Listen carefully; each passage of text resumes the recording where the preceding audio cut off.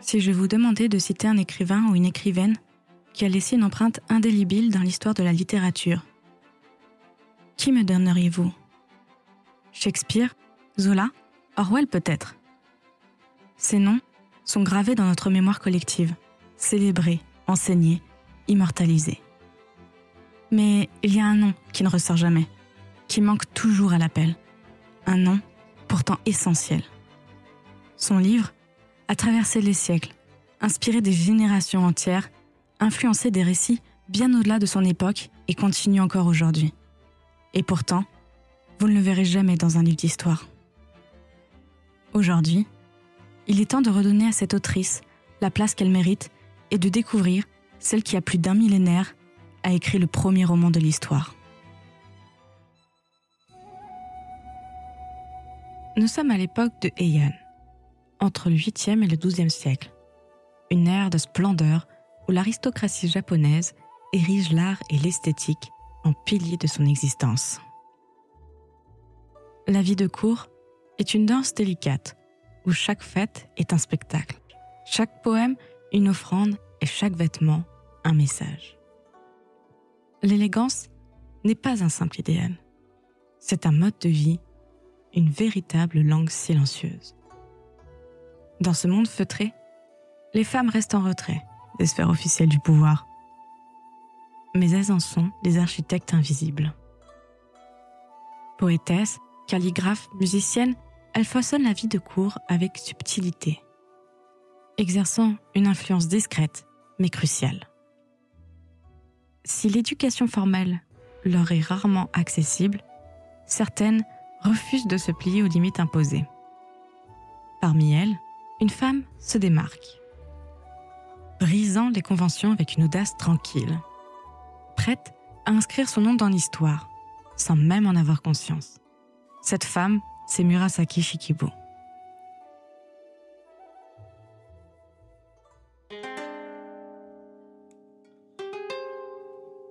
Née dans une branche mineure du puissant clan Fujiwara, cette femme grandit entourée de parchemins, d'encre et de discussions savantes dans un environnement intellectuellement stimulant. Son père, Fujiwara no Tametoki, était un érudit et fonctionnaire à la cour impériale. Cependant, à l'époque, on enseignait le chinois classique, la langue des textes littéraires et administratifs, qu'aux hommes. Mais notre héroïne ne s'est pas laissée freiner par ces barrières. Elle assistait, en secret, aux leçons que son père donnait à son frère. Très vite, elle le surpasse, dans la maîtrise de cette langue interdite pour elle. Elle écrira plus tard dans son journal « J'étais toujours présente et comprenais si rapidement cette langue que j'étais bientôt capable de corriger les erreurs de mon frère. » Cette femme, c'est Murasaki Shikibu, un nom qui n'est en réalité qu'un pseudonyme, attribué plus tard à la cour en référence à l'héroïne de son chef-d'œuvre, le dit du Genji. Murasaki évoque cette figure littéraire, tandis que Shikibu renvoie au poste occupé par son père à la cour impériale. Son véritable nom, comme celui de tant d'autres femmes de son époque, demeure un mystère, jamais officiellement consigné. À l'époque, les femmes de la cour étaient souvent désignées par des surnoms ou des titres, effaçant ainsi leur identité réelle et minimisant leur rôle dans la sphère publique. En 1998, à 25 ans, elle épouse Fujiwara Nobutaka, un fonctionnaire de la cour de 20 ans son aîné. Leur mariage fut court. Nobutaka mourut d'une épidémie de choléra en 1001, laissant Murasaki seule avec une fille. C'est après cette perte qu'elle commence à écrire le dit du Genji, appelé Genji Monogatari, pour combattre sa solitude. Elle distribue des chapitres à ses amis qui les font circuler à la cour, forgeant ainsi sa réputation avant même que l'œuvre ne soit achevée. Doucement, son nom circule et attire l'attention de personnes importantes.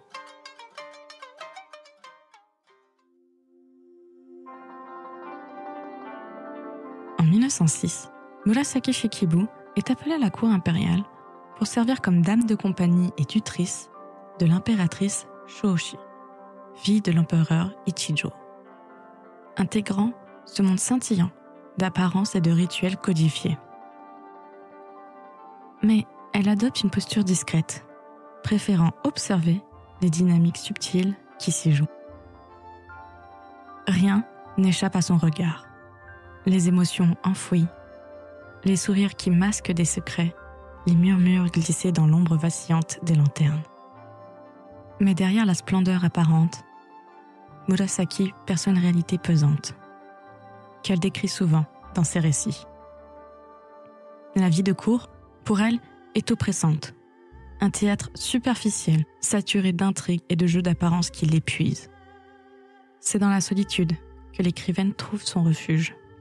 Là où les autres dames de compagnie s'abandonnent aux faux-semblants et aux luttes de pouvoir, elle transforme ce monde suffocant en matière littéraire. Son écriture devient une évasion, mais aussi une relecture de ce qu'elle observe.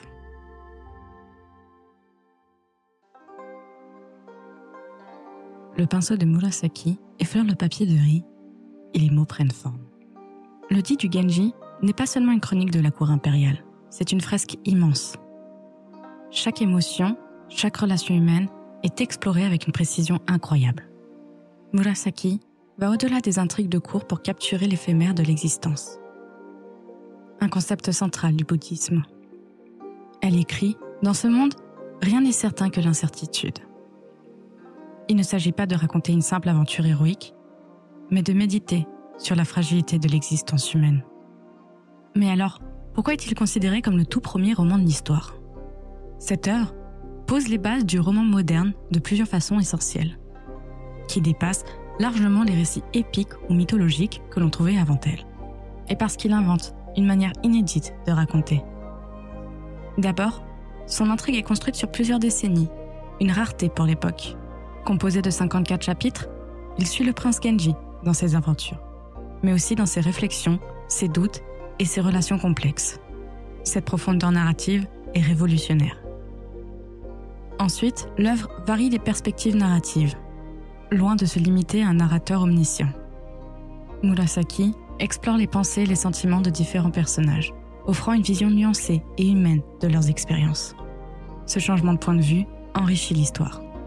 Enfin, elle innove en choisissant la prose, dans un monde littéraire dominé par la poésie. Avec une langue raffinée, mêlant poésie et réflexion philosophique, Murasaki crée un style fluide et introspectif qui transforme la littérature de son temps. Mais comment une œuvre écrite il y a plus de 1000 ans peut-elle encore résonner si puissamment dans notre monde aujourd'hui ?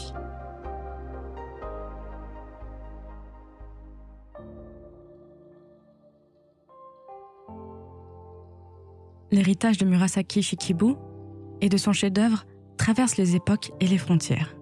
Le dit du Genji n'est pas seulement un monument littéraire japonais. Il est une source d'inspiration universelle. Marguerite Yourcenar, première femme élue à l'Académie française, admirait la finesse narrative de Murasaki et s'en est servi pour développer son propre style. De son côté, Yasunari Kawabata, lauréat du prix Nobel de littérature, voyait dans ce roman un modèle littéraire incontournable. Quant à Murakami Haruki, l'un des écrivains japonais les plus célèbres aujourd'hui, s'est inspiré du dit du Genji dans son roman Kafka sur le rivage.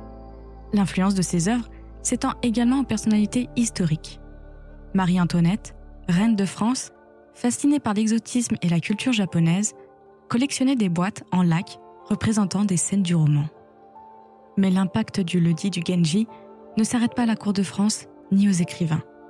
Il continue de résonner dans la pop culture à travers des œuvres aussi variées que le roman de Cloud Atlas de David Mitchell, qui tisse des récits entrelacés sur plusieurs époques, ou les films du studio Ghibli, tels que Princesse Mononoke, Le voyage de Chihiro et Le conte de la princesse Kaguya, qui partagent avec l'œuvre de Murasaki cette même sensibilité pour l'éphémère. La nature, les relations humaines complexes, des personnages féminins forts et bien développés, ainsi qu'une narration poétique. Pour l'éphémère. Et son influence ne s'arrête pas aux œuvres artistiques. Aujourd'hui encore, l'image de l'autrice figure sur les billets de 2000 yens, à côté d'une illustration du rouleau peint du dit du Genji. Et en 2008, son nom a été immortalisé sur la planète Mercure, avec un cratère nommé en son honneur, rappelant ainsi que son empreinte dépasse même les frontières de la Terre.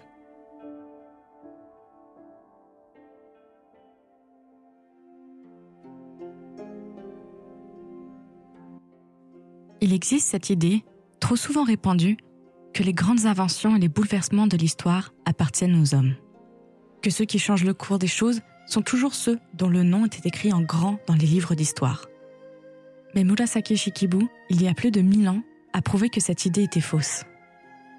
Qu'une femme, dans un monde dominé par les hommes, pouvait être pionnière. Qu'elle pouvait inventer quelque chose qui n'avait jamais été fait avant elle. Elle n'a pas seulement écrit une histoire, elle a créé un genre littéraire, le premier roman. Le premier véritable plongeon dans la complexité des émotions humaines. Murasaki a prouvé que les femmes peuvent non seulement participer à l'histoire, mais qu'elles peuvent aussi la bouleverser. Qu'elles peuvent être à l'origine de révolutions silencieuses, de créations qui changent notre manière de penser, de comprendre et d'interagir avec le monde. L'histoire de Murasaki nous rappelle que les femmes n'ont pas seulement suivi les mouvements de l'histoire, elles en ont initié. Parce que quand une femme décide de créer, de se lancer là où personne n'est allé avant elle, elle ouvre des chemins que d'autres suivront. Et parfois, ce sont ces chemins-là qui changent le monde.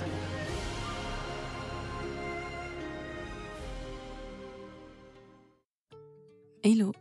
À chaque fin d'épisode, j'aimerais prendre encore 2 petites minutes pour vous recommander une créatrice de contenu française dont j'adore le travail et qui mérite d'être plus connue. Pour cet épisode, j'aimerais vous parler du podcast Torchon. Ce podcast, c'est un book club tenu par Léa qui décortique les livres qui font l'actualité et nous dit sans détour s'ils valent le coup ou s'ils sont des torchons.